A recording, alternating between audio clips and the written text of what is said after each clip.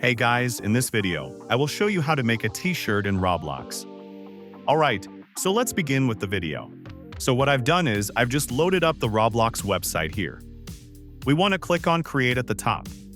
This is going to load up the Creator Hub. Now, from the left-hand side, we want to click on Creations and wait until it loads. Then we will go into Avatar Items. Here, select the menu for Classics, and then it should automatically be in Classic T-shirts.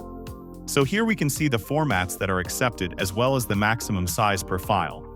So if we click on Upload Asset, it's going to look like this. We can choose the design by clicking on this Upload button.